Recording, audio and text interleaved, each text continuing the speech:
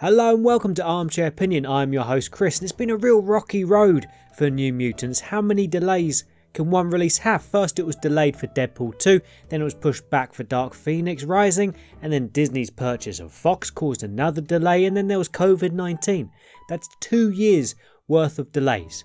But was it worth the wait? No, it was not.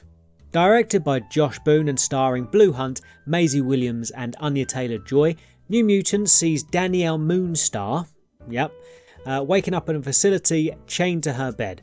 There she learns that her entire reserve was wiped out by a tornado and she's the sole survivor. Dr. Reyes tells her that she's a mutant and that her powers haven't shown yet but likely would soon, and for her safety and the safety of everyone else, she is to be locked in the facility until her powers are identified and she has learned to control them.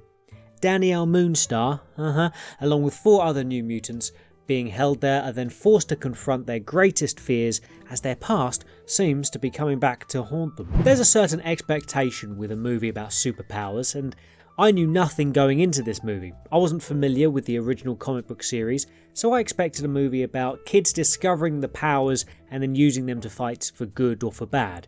A new, fresh-faced version of X-Men.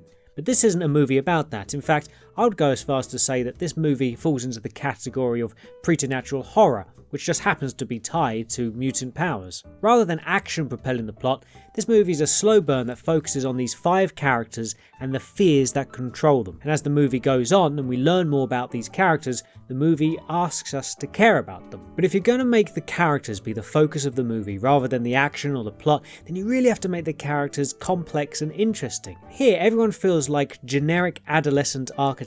Right? You learn about these characters through a series of cliche scenes. You've got the attractive cool girl bullying the insecure new girl. You've got the rich jock revealing that he's not actually the ladies' man that he seems. Wow, mind blown, There's even a montage scene where they slip the doctor some sleeping pills so they can run wild around the facility, dancing and racing each other in wheelchairs, just having a whale of a time before things get a little bit more serious and they start letting their shields down and opening up to one another over a few drinks. It just feels so incredibly cliche. I can't bring myself to care for these characters when the movie asks me to. I just don't buy them. And at one point early on, one of the characters tries to escape, right? And she realises that she's trapped. She instantly tries to commit suicide. Then a few moments later, she's being shown around the hallway and she's acting as though nothing happened. She's making jokes like it was no big deal. This was all in the space of like a few minutes. Escape, then suicide, and then forgotten about. It's so unrealistic and it just seems like lazy writing. But okay, so horror movies often don't have the most complex characters, which can be forgivable if it helps to further the horror. But this movie isn't horrific or scary enough to be considered a horror. It's also not a superhero movie. It falls somewhere in between but does neither thing well. So why does the movie struggle so much to find its tone, and why does the writing feel so lazy? Well, after watching the movie I read up on it and it starts to make more sense. See, the director Josh Boone has stated that he felt a bit neutered during principal photography as he was forced to tone down the film from his original horror ideas, right? Apparently he wanted to make a straight up horror movie, but Fox Studios, well, they wanted to make more of an X-Men-esque superhero movie.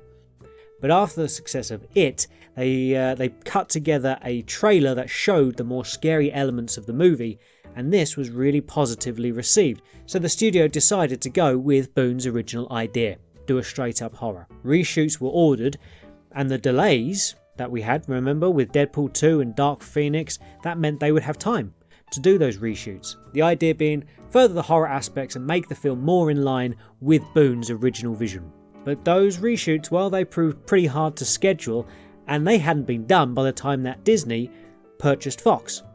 And by the time that acquisition was complete, 3/4 of the movie had already been edited and only the visuals was left to be done, and Boone had already moved on to other projects. Disney asked him to return to finish the film, which he did, but so much time had passed since principal photography that the cast were now visibly older, and I'm guessing that Boone had just moved on creatively as it was. So they decided against doing the reshoots. So instead, what we get is the original conflicting ideas. Boone's attempt to do a horror movie while being stifled by Fox Studios' desire to do a superhero movie. And the movie does feel like it's stuck, between those two genres, doing neither of them very well. Boringly slow moving with generic characters and sparse, subpar action, this movie doesn't know what it is, and it just ends up being a weak and shallow horror movie with some superhero elements jammed awkwardly into it. I'm going to give New Mutants a 6 out of 10. But I didn't just watch this movie by myself. I went with my good friend, Jackie Chan. Jackie, what did you think of the movie? Ice cream. Yum, yum. I love ice cream, chocolate, vanilla, strawberry.